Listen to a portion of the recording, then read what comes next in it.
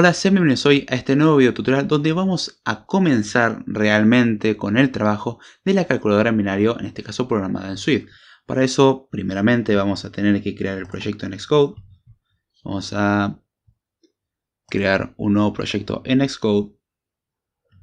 En la línea de comandos para Mac es importante que se metan en la pestaña de Mac, no en la de iOS. En la de Mac creamos una Command Line Tool. Le damos a siguiente. Vamos a poner en este caso un nombre de producto. Vamos a llamarlo Calculator. Va a estar programado en Swift, eso es importante. Le damos a siguiente. Nos pregunta dónde lo queremos guardar. Vamos a guardarlo, por ejemplo, en escritorio. Esto, Create. Tenemos acá la configuración del proyecto. Vamos a ir directamente al main y vamos a empezar a personalizar nuestro entorno. ¿Cómo lo vamos a personalizar? Ponemos en pantalla completa esto. Vamos a eliminar la barra de la derecha. Vamos a abrir la consola. Vamos a ampliar un poco más la consola. Ocultamos la parte de debug. Tenemos acá las rutas y los archivos. Y tenemos el main con el Hello World. Vamos a borrar el Hello World porque no nos interesa. Y vamos a buscar el PDF. Tenemos acá el PDF y que lo que íbamos a hacer era una calculadora. Dijimos que tenía componentes como el parser, la estructura numérica, la unidad aritmético lógica y el módulo calculadora. El módulo calculadora necesita todos los demás componentes, entonces eso lo dejamos para el final. ¿Qué otras tres partes tenemos? Tenemos el parser, la estructura numérica propia, basada en binario, y la unidad aritmético lógica. Pero la unidad aritmético lógica depende de la estructura numérica. Entonces descartamos eso. Nos quedan dos opciones. O hacemos el parser o hacemos la estructura numérica propia. Pero el parser en parte requiere de saber cómo funcionan algunas cosas y es algo que se tiende a hacer más cerca del final, porque el parser es la forma que vamos a utilizar nosotros para convertir una string que escriba un usuario en algo que el sistema realmente pueda procesar. Con lo cual realmente tenemos que hacer que el sistema a bajo nivel, es decir, internamente, funcione. Después hacemos un puente con el mundo real y podemos utilizar la calculadora. Pero entonces, ¿qué es lo que tenemos que crear? La estructura numérica propia. Para esto tenemos acá, vamos a crear un archivo, ponemos a crear un nuevo archivo de Swift, que en este caso lo vamos a llamar number. Y adivinen qué vamos a crear en number, vamos a crear una struct que sea struct number. Y dentro del struct number nosotros dijimos de que la información va a estar codificada en binario. Si vamos a uno de los PDF de representación computacional de datos, de hecho es el primer PDF, vemos cómo está formada una secuencia de binarios, teniendo B15, B14, B13, así, enumerando todos los bits. Vemos cómo está representado. Esto en sí, esta estructura, que es lo que vamos a querer representar nosotros como binario, en realidad, se parece demasiado a un arreglo o a una lista. ¿Y qué tenemos en Swift que sea muy parecido a un arreglo o a una lista? Y una lista. Muy bien. Ahora bien, nosotros tendríamos que crear una lista, pero consideremos otra cosa. Fijémonos que el primer índice no es el de la izquierda, sino el de la derecha. Entonces vamos a tener que hacer alguna forma de acceder a la información de tal manera de que el bit 0 se corresponda a su posición en el arreglo, ya que esto lo vamos a utilizar más adelante por algunas cositas. Vamos a tener que trabajar con una cuestión rara de dar vuelta a índices y cosas así, porque hay cosas que tienen orden inverso. No es lo mismo la forma en que leemos nosotros un número a la forma en que procesamos nosotros esto. Vamos a trabajar de esta manera de paso para agilizar el trabajo con índices y la abstracción. Va a ser un poco más doloroso, pero vale la pena. Entonces, de hecho van a encontrar un patrón que se va a repetir siempre, así que perfecto. Teniendo ya esto en mente, vamos a tener que utilizar una estructura para representar el binario. Y para que no sea tan fácil representar, por ejemplo, el AND, el OR, el XOR y el NOT, lo que voy a hacer es, en vez de utilizar booleanos que representan perfectamente a los binarios, voy a utilizar números para complicar la vida. Es decir, vamos a utilizar números para compararlos y tener que crear las operaciones AND, OR, XOR y NOT manualmente. Lo estoy obligando a pensar un poco más. ¿Es complicar el trabajo innecesariamente? Sí y no. La idea es justamente pensar y agilizar el conocimiento. Así que vamos a crear en principio una variable, ponemos var. No la vamos a proteger porque vamos a permitir de que externamente se acceda a esta estructura porque la vamos a necesitar. Entonces ponemos var, que se va a llamar data. Una advertencia que voy a dar es que todo va a estar en inglés, por lo menos el nombre de las variables. En scriptime se explica el porqué, así que pásense por ahí. Pero por costumbre y convención voy a escribir todo en inglés, así esto es entendible para todos. Incluso gente que no habla español puede entender el código perfectamente, porque esto va a estar subido después en un repositorio, así que no se lo pierdan. Entonces tenemos var data, que va a ser de tipo lista de entero, y vamos a tener que crear ahora nosotros un struct o un inicializador. Entonces ponemos init.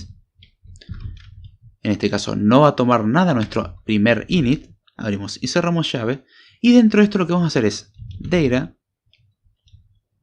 es igual a un arreglo de enteros, pero no un arreglo de entero vacío. Nosotros dijimos de que esto iba a trabajar con una arquitectura, es decir, con 8, 16, 32 o 64 bits como arquitectura. ¿Cómo hacemos eso? Vamos a tener que darle una capacidad fija. Pero ¿qué nos va a indicar la capacidad fija? En realidad dijimos que al principio iba a estar justamente la solicitud de esa información. Como todavía no tenemos acceso a eso, hay que tener algún componente de que tenga el registro de eso. Y para eso vamos a crear la unidad aritmético-lógica. ¿Cómo hacemos eso? Vamos a tener que crear un nuevo archivo. Un archivo de Swift que lo vamos a llamar ALU por unidad aritmético-lógica en inglés. Arithmetic Logic Unit. Creamos el archivo. Vamos a poner class ALU. Y por ahora lo único que va a tener esto va a ser un var que se va a llamar en este caso architecture, que va a ser de tipo entero, y vamos a hacerla que sea estática para que cualquiera lo pueda acceder. Va a ser static architecture entero. Por defecto vamos a ponerle que sea de 64 bits. Por defecto. No significa que siempre vamos a trabajar así. Por ahora no volvemos a tocar la unidad aritmético-lógica hasta más adelante, pero lo bueno es tener en cuenta de que la referencia a la arquitectura va a estar en la unidad aritmético-lógica. Entonces podemos volver a nuestro querido archivito de number y vamos a crear un arreglo de enteros, pero en vez de que esté vacío, vamos a utilizar lo que aprendimos en el curso. Vamos a poner repeating. Vamos a repetir en este caso el valor 0, count. Y vamos a poner en count la cantidad que vamos a crear. ¿Y dónde está la cantidad? Dijimos que estaba en la unidad aritmético-lógica. Punto, o accedemos a la propiedad architecture. De esta manera nosotros estamos inicializando este arreglo de números, el cual va a ser similar a esto. Vamos a ver que va a ser como este arreglo, y el arreglo siempre va a tener los elementos. ¿Por qué hago esto? Porque cuando nosotros ingresemos valores, puede que ingresemos, por ejemplo, en 64 bits, un hexadecimal que tenga solamente 2 caracteres, con lo cual solo vamos a llenar 8 bits, los primeros 8 bits o los 8 primeros bits menos significativos serían, y el resto va a quedar en 0, justamente para dar esa posibilidad. Estamos creando el arreglo ya de un tamaño fijo, que después vamos a tener que ir copiando los valores. Entonces tenemos ya esto. Bien, un data. Repeating 0, count, ALU, architecture. Perfecto. Y ahora vamos a empezar a crear otros inicializadores que vamos a necesitar. Perdón. Vamos a poner algunos mark acá para indicar para qué sirve esto. Mark data. Vamos a crear otro mark acá. Mark init. Y una idea, ¿para qué sirven los marks? Los marks sirven para cuando estamos en Xcode, vamos acá en la parte de arriba donde dice number, que indica en la clase o en la estructura que estamos actualmente. Si le hacemos clic, vemos que tenemos data y nos dice que hay dentro de data. Dice que dentro de data tenemos algo llamado data. Bien, dentro de mark data tenemos esto que se llama data.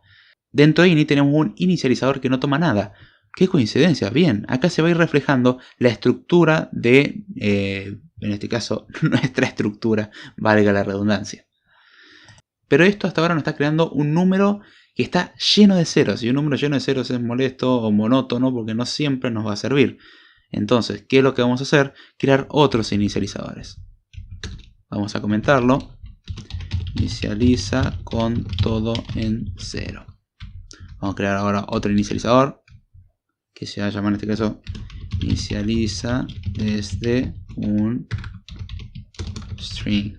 ¿Cómo hacemos esto? Hacemos un init, abrimos y cerramos paréntesis, y dentro de los paréntesis vamos a tomar un string. En este caso ponemos string, 2 puntos de tipo string, Y esto le vamos a dar una posibilidad curiosa a nuestro querido inicializador. ¿Cuál es nuestra propiedad curiosa? Throws. Es decir, esto puede fallar. No lo hacemos de que sea fallable en el sentido de que devuelve un elemento o nil. Está bien, después con un try podemos solucionar eso. Pero la idea es que hay ciertos fallos que vamos a tener, por ejemplo, ponerle un número más grande. Si tenemos 8 bits y le ponemos 16 bits, la máquina no lo va a permitir. No nos va a dejar y nos va a reportar un error. Eso es a tener en cuenta. Entonces le damos la posibilidad de fallar. Abrimos y cerramos llave. E internamente vamos a tener que empezar a trabajar. ¿Qué es lo que tenemos que hacer ahora? Nosotros hasta ahora tenemos un arreglo de enteros en el cual vamos a tener todos los elementos. Vamos a tener un inicializador que pone todo en cero. Y dentro de esto, obviamente, como es otro inicializador, vamos a hacer un init, o un llamado a init, pero obviamente poniendo self por delante, self init. Ahí está. Ahora nos va a dejar de chillar un poco el Xcode. Aún así, esto no está haciendo lo que nosotros dijimos que tenía que hacer. Para eso vamos a tener que crear algunas extensiones. Y más o menos con eso vamos cortando en el episodio de hoy para no hacerlo demasiado largo. La idea es hacerlos cortitos los episodios. Van a ser unos cuantos, pero cortitos. Vamos a crear una extensión de string para facilitar el trabajo con los strings. ¿Cómo hacemos esto? Vamos a crear otro archivo donde vamos a poner todas las extensiones. ¿Cómo se llama el archivo? Extensions. Extensions. Entonces creamos ahora una extensión de string. ¿Cómo hacemos esto? Ponemos extension string y vamos a agregar, por ejemplo, un subscript que nos permita acceder a los elementos del string de una manera más agradable. ¿Cómo hacemos eso? Simplemente hacemos otro subscript.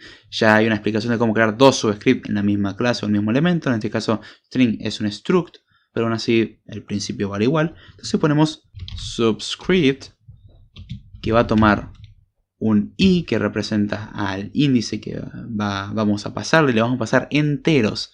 Esto creo que en la próxima versión de Swift lo arreglan un poco mejor. Pero en Swift 3 tenemos que acceder con índices y eso es molesto. Entonces le pasamos un i, que es un entero. 2 puntos, tiene que ser de tipo entero. Y esto devuelve un carácter. Character. ¿Qué va a hacer esto? Vamos a tener un get. Y vamos a tener un set. Y acá es donde van a empezar a pasar cosas curiosas. ¿Por qué?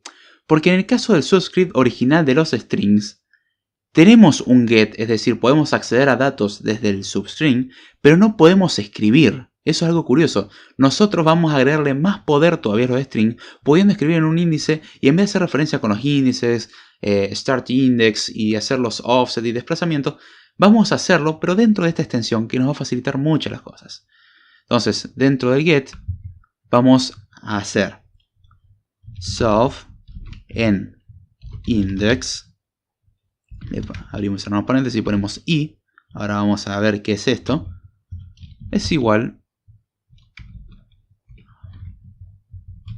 Ahora vamos a poner return self en index, abrimos y cerramos paréntesis. Dentro de los paréntesis ponemos i y nos quedaría así. Y uno diría, ¿y qué es index? Abrimos y cerramos paréntesis. Esto no existe dentro de string. No, me está reportando un error. Sí, vamos a definirlo. ¿Qué es lo que va a hacer index? Va a tomar un entero y nos va a devolver el índice correspondiente a ese entero. ¿Cómo hacemos esto? Simplemente antes del subscript vamos a poner func, le vamos a llamar index, al igual. Vamos a hacer que tome como etiqueta externa nada, es decir, no nos pida nada. Ponemos i, que va a ser internamente, que va a ser tipo entero. Y esto va a devolver un string.index. Abrimos y cerramos llave. Ahí está. Perfecto. ¿Y qué es lo que va a retornar esto? Va a ser un return de self.index, que va a tomar como primer parámetro self.startIndex offset by, y el offset by va a ser i, es decir, vamos a desplazar en i. ¿Qué es lo que hace esto? Le vamos a pasar un número entero y lo que nos va a devolver la función es el índice correspondiente a ese entero. Sé que índice lo usamos tanto como para indicar la posición o cómo apuntar a un elemento, y la estructura esta especial que es string.index. Al que no sepa, le recomiendo que lea la documentación al respecto. String.index es el tipo de los elementos que toma el subscript original de los strings en Swift. De hecho, acá dentro del subscript lo que hacemos es llamar a self en index de i.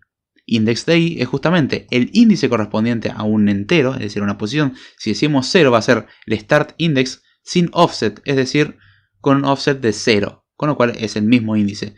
Y así vamos a ir desplazándonos. Entonces, retornar un elemento es simplemente apuntar al índice de ese elemento, lo cual el index, como vamos a comentar acá, genera un índice dado un entero, índice entero, y el subscript nos permite manipular la información de una manera más sencilla. Entonces el get ya lo estamos teniendo, ya estamos accediendo, no estamos evitando el tener que hacer todo esto haciendo un subscript que tome simplemente el entero. Si queremos el primer elemento, podemos hacer simplemente el arreglo en 0 y ya está, en vez de hacer el arreglo en self o el arreglo en el arreglo.startIndex, perdón, el string, no el arreglo, el string en string.startIndex es molesto. Si queremos el segundo elemento es string en string en el string.índice, que dentro de eso queremos basándonos en el primer índice, y es un lío y se nos hace largo, y al que hizo el curso se dará cuenta de lo largo que era. Bueno, con esta extensión lo resolvemos. ¿Cómo no lo hicimos en el curso de Swift?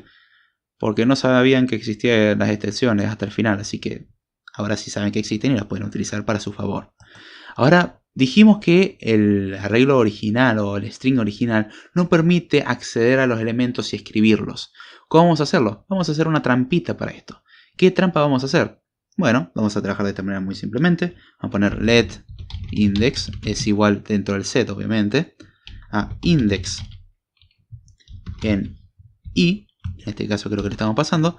Y vamos a hacer un guión bajo es igual a self.remove at, es decir, remove, abrimos paréntesis, at dos puntos, index, cerramos paréntesis, y vamos a hacer self.insert, abrimos paréntesis, le vamos a decir que le pasamos, en este caso, new value, at, ¿en qué índice? En index. Acá vamos a poner un self para evitar ambigüedades. Ahí está. Entonces, ¿qué es lo que hace el set? En el set lo que vamos a hacer simplemente es obtener el índice asociado al número, al índice i, es decir, al número i, le vamos a obtener el índice. Vamos a eliminar ese índice de nuestro arreglo, perdón, arreglo, me viene por confusión de C, últimamente ando programando en C y arrastro un poco el vocabulario, no son arreglos, son strings, perdón. Sepan disculpar. Removemos ese elemento e insertamos uno en su misma posición. ¿Esto funciona? Sí, vamos a probarlo ahora tranquilamente en el main. ¿Y cómo lo probamos? Vamos a sacar el main y vamos a crear, por ejemplo, var, vamos a llamarlo a es igual a string sd, y poner por ejemplo, a en 1 es igual a carácter. ¿A qué carácter le podemos poner? Por ejemplo, a la C. Entonces nos va a quedar ACD. Ponemos print de A. Le damos a correr.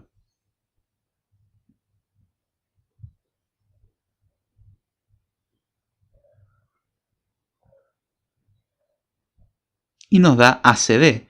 Y vemos que no estamos utilizando los benditos índices horrendos.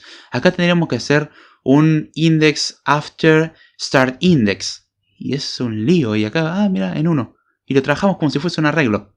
Acá es donde convertimos supuestamente un string en una lista. No estamos convirtiendo literalmente el string en lista, pero lo podemos tratar en ciertos aspectos, por lo menos en el acceso y modificación, de esa manera, y es hermoso. Nos va a facilitar mucho. Si queremos, por ejemplo, imprimir cuánto hay en, por ejemplo, a en 2, que es el penúltimo elemento, el penúltimo en conteo, que es el último elemento, le damos a correr y nos tiene que dar D. Vamos a ver si da D. Oh, nos dio D, funciona perfecto. Vamos a borrar esto porque era simplemente para probar. vamos a guardar los cambios y vamos a volver a nuestras extensiones. Entonces este subscript nos va a permitir trabajar de una manera mucho más amena, que es algo que vamos a aprovechar. Una última función que todavía no vamos a utilizar, pero es interesante, es una que elimina una cantidad de elementos de un string. Entonces ponemos elimina una cantidad de elementos del principio de un string. Para hacer eso vamos a llamar a la función, ponemos func, que la vamos a llamar en este caso drop. Lamentablemente la parte de strings en Swift 3 deja muchísimo que desear. Por lo menos hay funciones que en otros lenguajes existen como base y no, acá no están. Y tenemos que andar haciendo estas cosas para definirlas nosotros. Entonces drop lo que va a tomar en este caso es una cantidad. Drop externamente no nos va a pedir nada, internamente va a ser n. Y va a ser de tipo entero. Esta función drop nos va a devolver un string. Y esta función no va a modificar el string original, sino que va a crear una copia del string con los primeros elementos eliminados. Es decir, si decimos drop 3, estamos eliminando los primeros 3 elementos de una copia del string original. Para eso hacemos primero var, porque tiene que ser una variable para poder modificarla, que va a llamarse result, o resultado, es igual a self. Con esto estamos copiando nuestro string. Ahora lo que vamos a hacer es let c va a ser igual a, en este caso, mínimo, es decir, min, abrimos y cerramos paréntesis, y dentro de esto ponemos n, es decir, el mínimo entre n, y self.characters.count. Es decir, nos va a devolver el mínimo número entre la cantidad de elementos que tiene este arreglo, este string, con la cantidad de elementos que queremos eliminar. Si queremos eliminar más elementos de lo que realmente tiene, no lo va a hacer. Va a eliminar hasta donde puede y va a interrumpir su proceso. Justamente con esto nos evitamos hacer una comprobación en cada iteración. Pues si no, tenemos que hacer un if y cada vez que ejecutamos hacer if. Y acá es más fácil obtener el mínimo entre los dos valores e iterar hasta donde se corresponde. Ahora vamos a hacer for. No nos importa nada, así que dejamos el guión bajo. In 0, punto menor que c.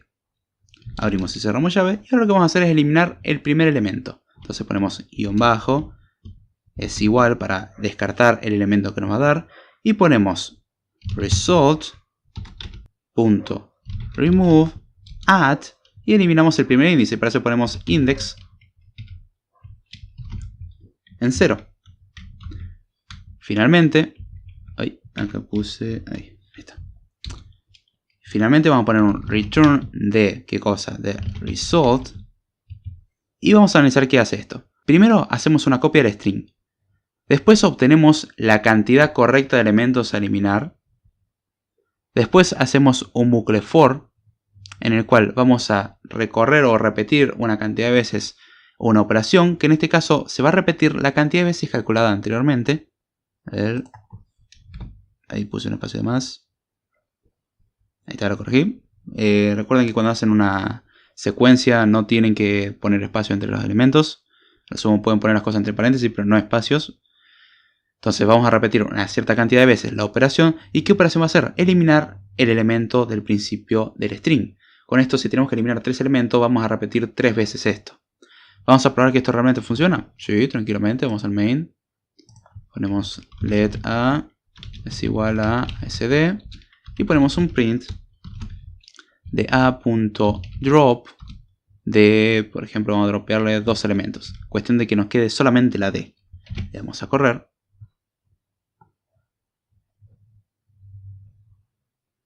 Y nos dará solamente la d. ¿Qué pasa si hacemos un drop de 0, que es un caso extremo?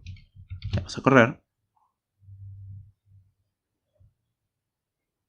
Y nos da SD, no eliminó nada. ¿Qué pasa si hacemos un drop de 100? Esto tiene 3 elementos, no puede eliminar 100. Va a haber 97 elementos que no va a poder eliminar. Y no va a fallar porque justamente tenemos la cuestión de que nos aseguramos de nunca pasarnos.